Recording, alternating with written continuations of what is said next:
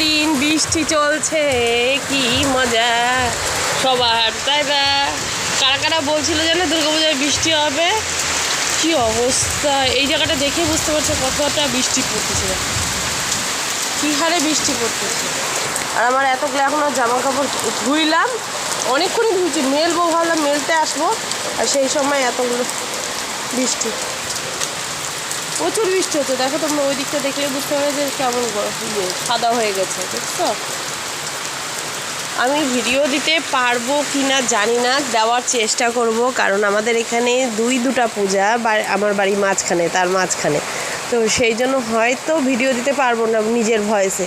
আমি গান দিব, তোমরা সেটাই দেখো, সাপোর্ট করো। 5 দিনের পরে আমি ভিডিও দেওয়া শুরু করব। তো সবাই চলো, ভালো থাকবা, সুস্থ থাকবা, শুভ পঞ্চমী সবাইকে। এদিকে মেঘও ডাকছে, তো চলো দেখো বৃষ্টিটা এবার কীভাবে। নতুন জামাকাপড় কে নতুন জামাকাপড় তো সবাই কিনেছে, কে কেনা, সবাই কিনেছে, কিন্তু এবার কি হবে, এবার কি হবে?